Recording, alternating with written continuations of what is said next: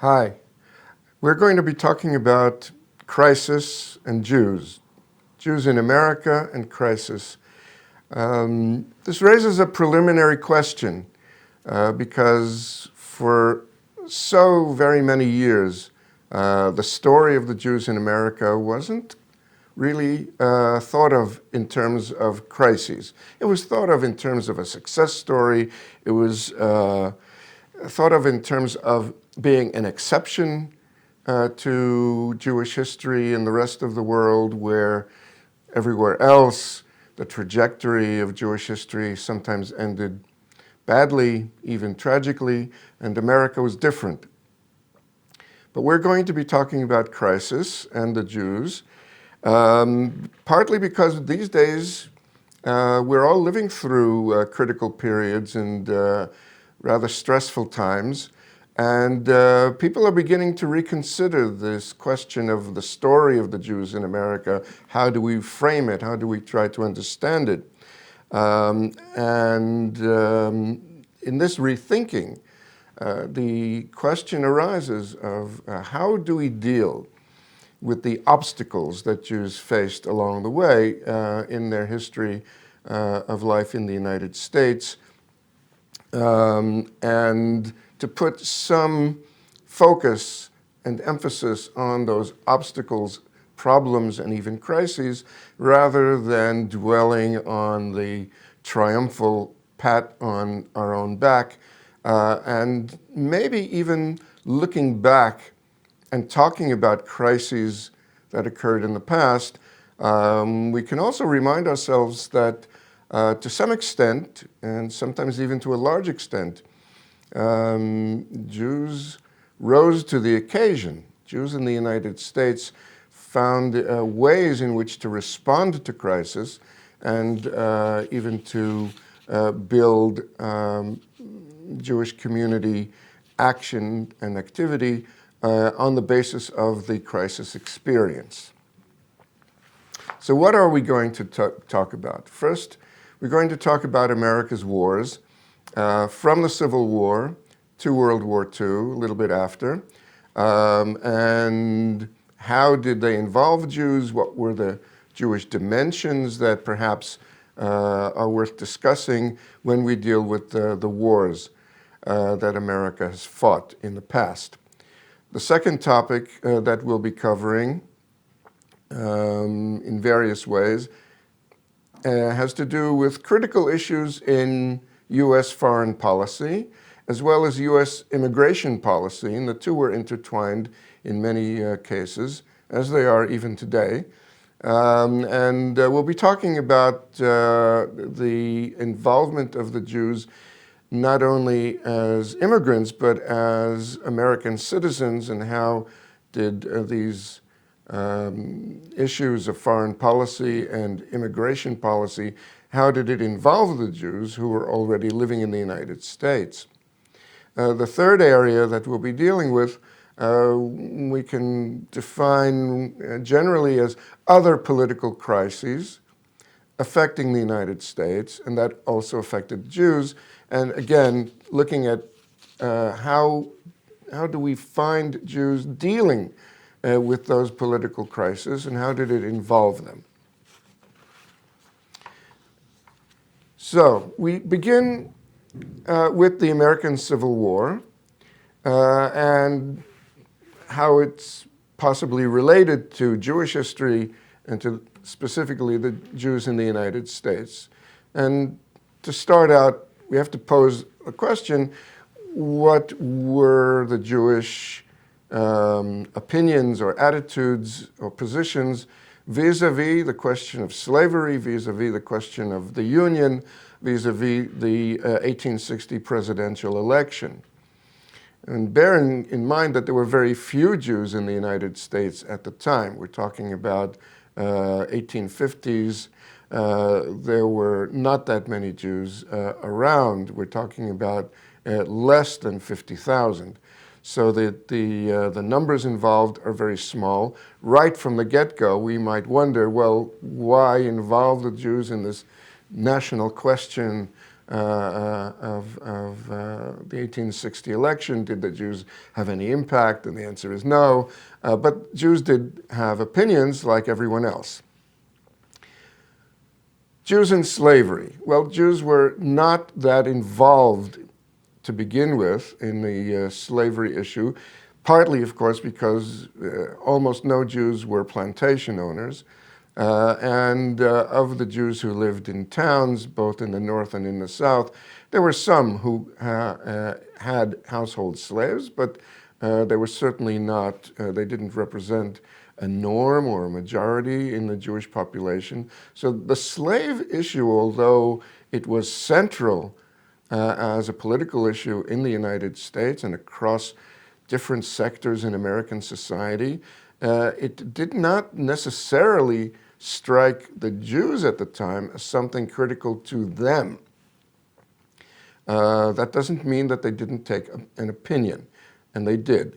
And for the most part, if I'm going to summarize in a very, very general sense, many Jews felt that the way in which slavery was practiced, or the way it had been institutionalized, especially in the South, was something that needed change, reform, even abolition.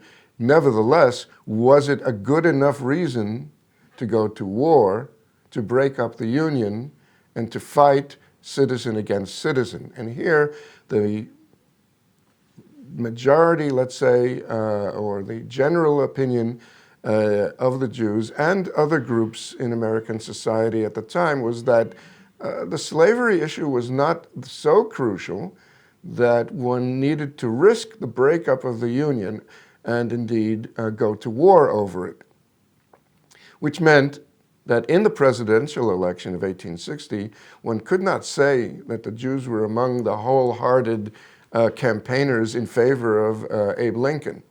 They tended to prefer to de-escalate the crisis rather than bring the nation to the brink of war. Nevertheless, as we know, Lincoln was elected. The South did decide to secede and form the Confederacy. Fort Sumter was fired upon, and the Civil War began. Where were Jews during the war? Well, Jews were, like all other Americans, divided. Some were in the North and some were in the South. In fact, up until the Civil War, the Jewish population in the United States was fairly evenly divided between North and South.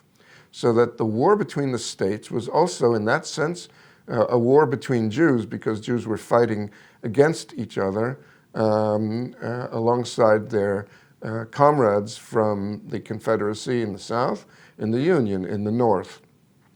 One of the issues that plagued Jews in uniform and the Jewish communities back home was the chaplains, clergymen, who accompanied units of the army, as was the norm, as was practiced in the American army as elsewhere in the world.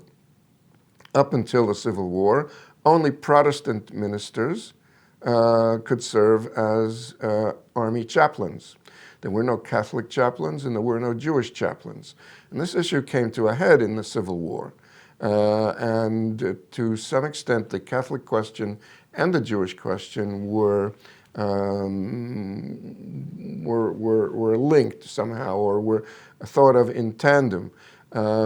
Catholics won the right to have their own chaplains accompany units of the armed forces, and with some give and take in Congress and in public opinion, Jewish chaplains were also recognized at the same time. We're talking midway into the war itself. The question of chaplains in the army, of course, raises an issue of constitutional separation of church and state. How do you square the separation of church and state on the one hand and the involvement of ordained religious clergymen in an arm of the federal government, such as the army? And here it's interesting to note that in the 19th century, The idea of separation of church and state was somewhat different.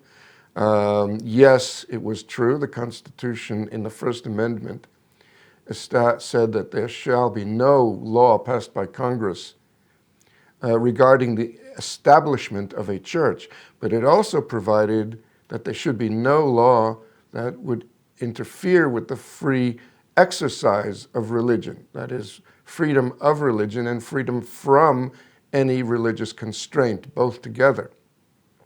And one of the ways in which this was meant to work, or at least so it seemed at the time, was that, yes, America saw itself as a religious society.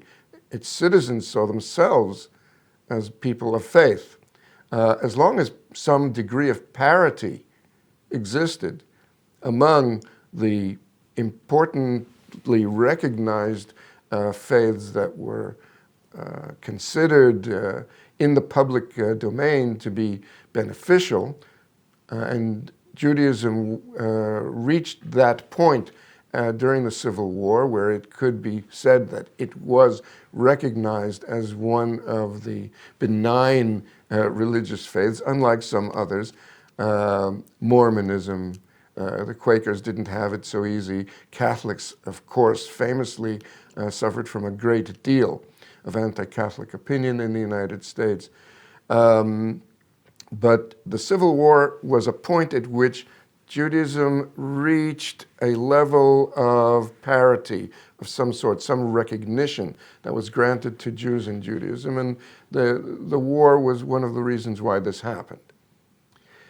Another item involving the war was Ulysses S. Grant. You see him here in the photo leaning on the tree, and the order that he gave in 1862, it was in December of 1862. He was commanding the Union forces going down the Mississippi Valley, and in his famous or infamous Order Number 11, he ordered the deportation of all Jews from the military district under his command, known as, it was an area referred to as the Tennessee military district. What was the reason? Well, he and others claimed that Jews in the area were involved in illicit smuggling of southern cotton into the North. Of course, the North had imposed a blockade on the South, trying to prevent the South from exporting its cotton either abroad to English textile factories or to the North to textile factories in the northern states.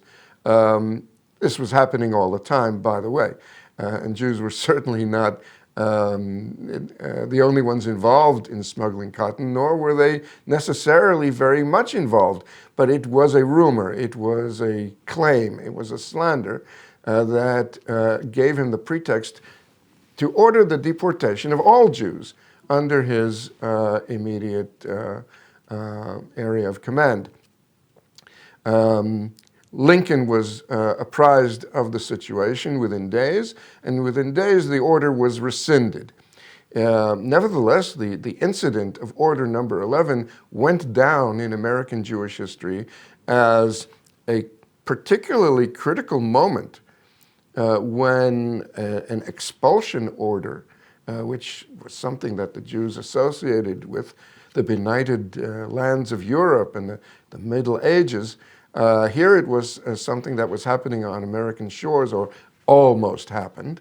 And indeed, the fact that Lincoln rescinded it right away as being totally unacceptable, illegal, unconstitutional, and so forth, was taken as the major lesson to be drawn from the incident. Nevertheless, as we'll see in a few minutes, Grant, in his presidency, was plagued to some extent by the residual memory of this Order Number 11. Two other things that I do want to point out about the Civil War and its Jewish connections. The Secretary of State of the Confederacy was one Judah P. Benjamin, a former U.S. Senator from Louisiana.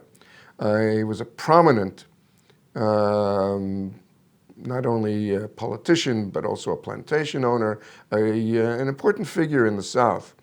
The fact that he was prominent in the South did feature in the public discourse of the time. By the way, at the end of the war, when the Southern defeat became clear, Judah Benjamin fled to England, where he lived out the rest of his days. But finally, and not least, there was one thing that did occur because of the American Civil War that had an indirect but very important impact on the subsequent course of American Jewish history. Namely, the Civil War helped to propel the United States into a new era of industrialization and urbanization. It had been an agrarian country for the most part. After the Civil War, more and more increasingly, we see the American economy taking leaps into what we would consider a fully modern industrial economy. And in the process, the United States became the most attractive magnet for prospective immigrants coming out of Europe in particular, but not only from Europe, also from Asia. For Jews, we're dealing with Europe, and the fact that the American economy after the Civil War, though it had its ups and downs, but it was coming into its own as a world economic power. And this was going to change the course of American Jewish history by virtue of the mass immigration that was to follow starting in the 1870s and the early 1880s. What happened after the war is also rather important to bear in mind. I mentioned earlier that Jews were living in the North, Jews were living in the South, Jews were involved in the armed forces of the Union and of the Confederacy. Although their numbers were modest, nevertheless, the fact that they were there for Jewish history, it's rather important, as we saw in the case of the chaplaincy question and so forth. After the war, the question that faced most of the Americans in general was, well, how do you put the country back together? How do you re-knit the different portions of the nation that had been torn apart when brother fought brother? And here the Jewish community in the latter 1860s into the 1870s and early 1880s was a mirror image of what was happening in the country at large in terms of reconstruction, in terms of rebuilding some sort of a national American identity. This was a very fraught issue. We don't have time to get into all the ins and outs, but I will point out one or two things.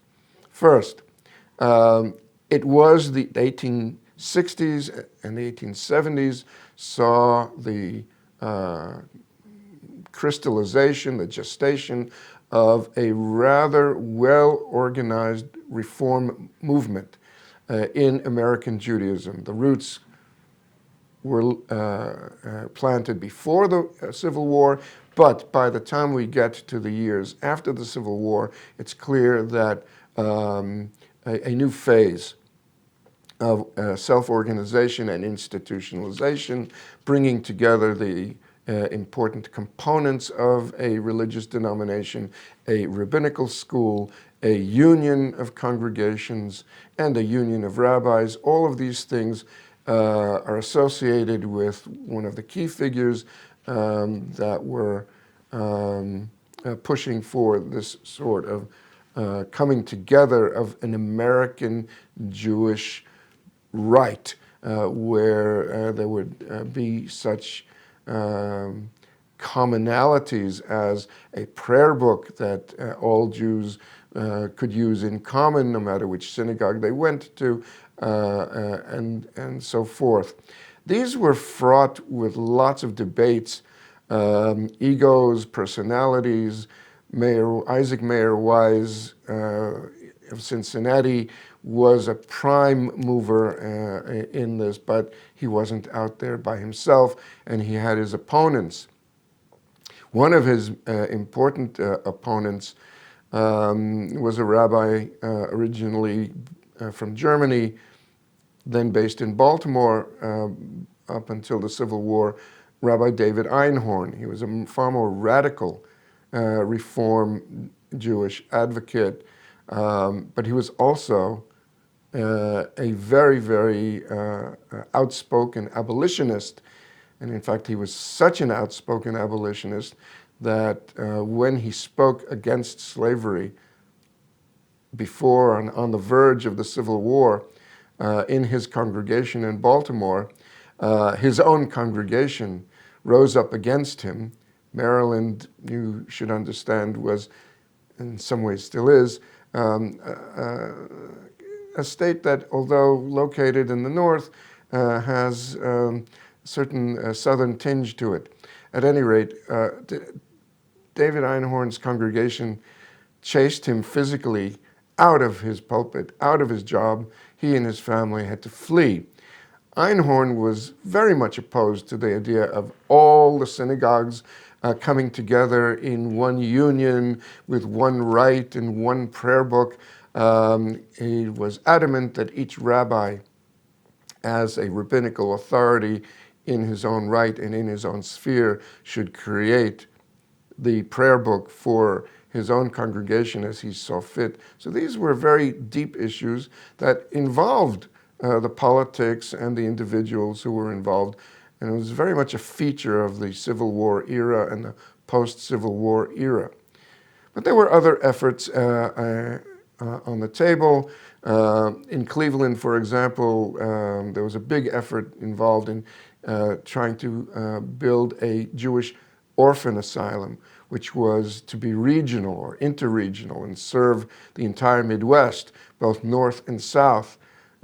Jewish orphans being not only the children left behind by soldiers who had been killed or had died during the war, but also children of impoverished families who needed to be housed in an institutional facility. And all of this was going on, as I say, as part of the efforts to rebuild community after the nation had been torn apart. And the Jews were as much involved in this rebuilding as were their neighbors. I think that we do have to bear in mind that although the war included, or by 1863 at any rate, the war entailed the emancipation of the black slaves in the United States, and as we all know, the issue of African Americans never disappeared. To some extent, the race question in the United States became all the more fraught and all the more stressful after the Civil War. And of course, it wasn't only a matter of black people. There were the wars that were conducted against the Native Americans. There was the heightening animosity and bigotry aimed at Chinese immigrants. Here you see some visual evidence of the sort of racism that was directed against Chinese in the United States in the decades following the Civil War. And Jews and Native Americans and African Americans and Asian Americans, all of these groups become seen in new racial ways that differed from the perception that, well, Jews are different because of their religion. That may have been true, but it was certainly increasingly true in a time of heightened racist discourse in the United States, that the race of the Jews would come into play as a question. it was already during the Civil War that you saw some animosity, some bigotry, some discrimination being voiced both in the North and the South. Jews were, as we saw, as a class, accused of running the blockade and smuggling Southern cotton. Jews in the North who were involved in the manufacture of ready-to-wear army uniforms were accused of using cheap materials and producing shoddy uniforms that fell apart when used in the field or in the rain. All of these sort of blanket anti-Jewish feelings don't disappear after the war. The war is a stressful time, and when stress rises, you see also a rise in anti-Semitism of one sort or another. But after the war, these things carried on. In the 1870s, we see the barring of wealthy Jews from high-end resorts and that sort of thing. But what's, I think, more important, the consolidation of the idea of race, that it was not simply bigotry that one must educate against, but race has become a science by the 1870s and the 1880s. Some of this is being imported from Europe, but some of it is homegrown. Race meaning that the human race is subdivided into distinguishable groups of people who are not equal in their biological and genetic endowments, and they cannot be equal, nor should they. Not only that, but the idea that America has to take this into account when thinking about whom to admit as immigrants, that America might in fact find itself in danger, so-called, of being inundated by inferior races. I use all of these words in scare quotes, obviously, but this is a new situation, which race as a factor, as a science, or if you will, a pseudoscience, becomes entrenched in American discourse, American parlance, as it was already happening in Europe.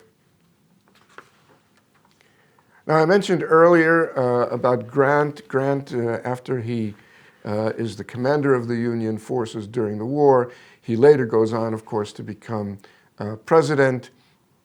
To some extent, Grant is dogged by the record, this spotty record that he had with the Jewish question during the war. The Democrats are exploiting it very often in their campaigns, trying to sway the Jewish vote, quote unquote, to the Democratic side. Grant, of course, was a Republican. Grant, however, actually, after the war, when he becomes president, Grant actually is involved in one of the more important and one of the first American diplomatic interventions abroad on behalf of Jews and Jewish rights. I'm referring to what happened in Romania in the 1870s. By the time we get to the 1870s, most of the countries of Western and Central Europe had already reached a point in their own civil and political development that Jews, along with other citizens of other religions, were recognized as equal citizens. We won't get into right now whether that emancipation of the Jews actually worked out in some countries such as Germany, but the point is that in France and Germany, certainly in England, Jewish emancipation was a fact by the 1860s, the end of the 1860s in the German case. Not so where most of the Jews of the world were living in Eastern Europe, and chief among these were Russia and Romania. The Romanian question came up first, partly because Romania was the scene of several wars going on between the Turkish Empire and the Russian Empire. Romania sat partly on the territory that had belonged to the Turkish Empire and officially speaking, formally speaking, still was, although not in practice. And the other great powers decided to intervene in Romania when anti-Jewish violence broke out, and in Romania, Jews were not citizens.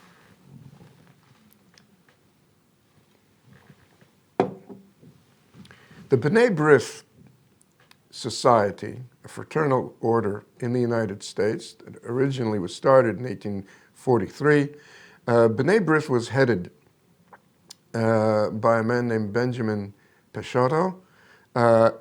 He and others approached President Grant with the idea of sending a U.S. diplomat, a consul, to Bucharest to do something to remonstrate with the Romanian authorities and to see if there were something that the United States could do in the name of democratic values and humanitarian ideals to protect the Jews in Romania and to get the Romanian government to change its anti-Jewish policies. And Peixoto was dispatched to Bucharest as an honorary consul of the United States with Ulysses Grant's blessing, although without a tremendous amount of support, nor with a salary. Peixoto's salary was paid by B'nai B'rith in the United States. He lands in Bucharest and he starts sending dispatches and he starts meeting with other diplomats and with government officials. This goes on for a couple of years. The situation in Romania doesn't really improve very much for the Jews, despite the various efforts of the United States and other powers. Peixoto comes up with the idea that, well, what we really need to do is to encourage the mass Jews of Romania, and there were a lot of them, to move to the United States. This didn't go down well in Romania, nor did it necessarily play well in the United States, and we'll be talking about that in one of our other sessions, not only with Romania, but with respect to Russia. The point, though, is that Grant, although here in this cartoon he's depicted as shedding crocodile tears over the poor Jews and their plight in Eastern Europe, nevertheless, in actual fact, Grant in the 1870s can be seen as someone who was persuaded to act in tandem with a Jewish organization to try and do something to alleviate the Jewish plight elsewhere.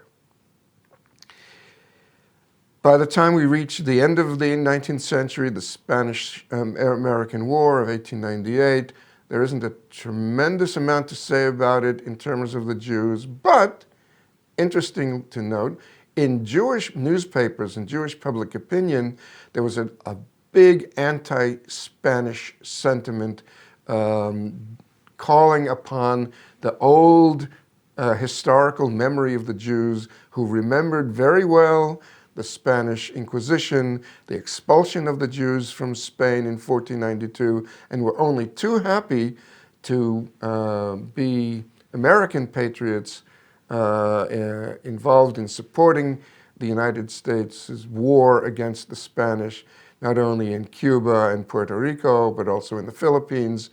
And this idea that, well, here is the God of history has brought the comeuppance to the Spaniards that they deserve, and the Jews were only too happy to be sort of witnesses for the prosecution in that sense. Looking ahead to what we'll be doing in the coming sessions, we'll be going into the 20th century and the new crises that the 20th century brought with it. And one of the key crises was going to be the Great War, or what we call today World War I, in which, of course, the United States was neutral until April of 1917 and then joined on the side of the Allies. This was going to become an important issue for the Jews, not only in Europe, where the war was going on, but also in the United States. And so we'll have to talk a bit about America's ethnic groups, immigrant groups who were becoming ethnic groups in the United States, and how did they react to World War I, Jews and others. And in addition, there is the question that arose at the time about Russia. Russia was an ally of Britain and France, fighting against the Central Powers, fighting against Austria and Germany and Turkey. Russia, however, was perceived widely among the Jewish public as an enemy, as a power that was hostile to Jews. And therefore, the question of whether or not it was a good idea for Jews to back an alliance with Russia, this was an important, critical question that Jews had to face. So we'll be talking about some of those issues in the coming sessions. And once again, to sort of retrace our steps to what I said at the outset, the point here, I think, is to use crisis as a lens through which we look back at the history of the Jews in America. Peace and prosperity were never anything that could be taken for granted, and the problems that arose in American society, or the world problems and global issues that America as an emerging major power involved itself in, these were going to bring up critical issues in which Jews were called upon or felt called upon to take a stance and sometimes even to take action. Thank you, and I look forward to seeing you in our next session.